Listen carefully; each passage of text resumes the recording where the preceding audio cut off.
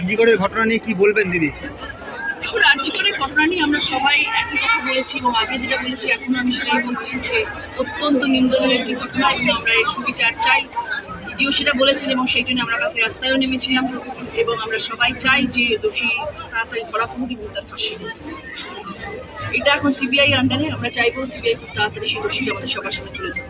কিন্তু দিদি এর আগেও অনেক ঘটনা সিবিআই হাতে গেছে, সেক্ষেত্রে কি তারপরেও তো আমাদের বিরোধী দলপক্ষ সহ যারা রয়েছেন তারা সিবিআই হাতে এটা দিয়ে দিয়েছেন। এবার তো দিদি রেট দিয়ে দিয়েছেন রবিবার পর্যন্ত, রবিবারের মধ্যেই করতে হবে।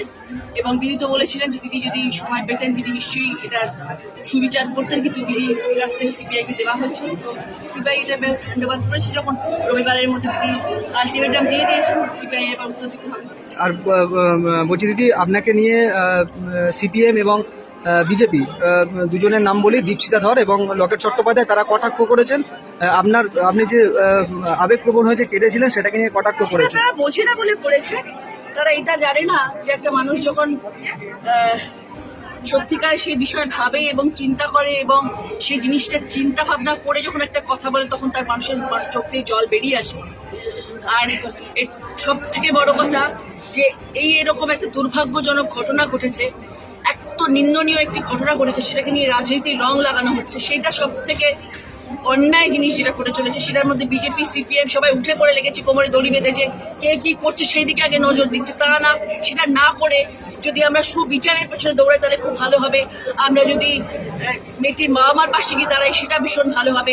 রচনা ব্যানার্জি চোখের জল ফেললো, ঋতুপর্ণা সেনগুপ্ত শঙ্খ বাজানো, সেটা নিয়ে প্লিজ সমালোচনা করবেন। এটা আপনাদের শোভা পায় না, আপনাদের এটা শোভা পায় না। আপনারা যারা রাজনীতির মঞ্চে গিয়ে দাঁড়িয়ে কথা বলেন এবং আপনারা বড় বড় বক্তৃতা দেন রাজনীতির মঞ্চে গিয়ে, তারা আমাদের মতো শিল্পীদের গিয়ে সমালোচনা করে, এটা আপনাদের শোভা দেয় না। কারণ আপনাদের দিয়ে চোখে জলটা পড়ছে না, আপনি শুধু গলাবাজি করছেন। গলাবাজি করে কিন্তু সুবিচার পাওয়া যায় না। সুবিচার পেতে গেলে অন্যায়ের প্রতিরোধ করে দাঁড়াতে হয়। আপনারা গলাবাজি করছেন, কোন শিল্পী কি করছে। আরজিকরে হাসপাতাল এবং পুলিশের ভূমিকা নিয়ে আপনি কি বলবেন? দেখুন, পুলিশ রয়েছে বলেই কিন্তু পুলিশ দুদিনের মধ্যে সেই দোষীকে ধরেছিলেন এবং পুলিশ সব সময়, পশ্চিমবাংলার পুলিশ সব সময় সুবিচার করেন এবং সর্বসময় তারা কাজ করে। তাদেরকে ছোট করে দেখানোর কাজ হচ্ছে বিরোধী দলদের। তারা সবসময় চাইছে পুলিশকে কি করে ছোট করা যায়। আজকে ডিজিকে মাথা ভেঙে দিচ্ছে, ওই পুলিশকে মারছে, এটা বিরোধী পক্ষে শোভা পায়। এটা আমরা সমর্থন করতে পারি না, করবো না। আমাদের পুলিশের ওপর 100% আস্থা আছে এবং আমরা জানি পুলিশ যদি এটা দায়িত্ব নেয় ঠিক করে বার করবে। কিন্তু পুলিশের উপর দায়িত্বটা দিতে হবে, আস্থা রাখতে হবে। সেই আস্থা যদি না রাখেন, অবগুণের মধ্যে চিৎকার করে গেলে কিছু হয় না।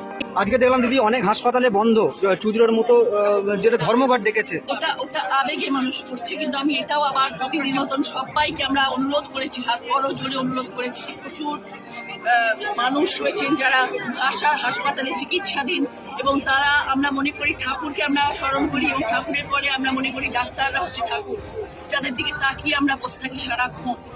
তারা আমাদের জীবন দান করে, তাদের দিকে আমরা তাকিয়ে বসে আছি। আমার কাছে লক্ষ লক্ষ ফোন আসছে সব জায়গা থেকে যে দিদি একটু দেখুন যাতে ডাক্তাররা এসে আমাদের পরিষেবা দেন।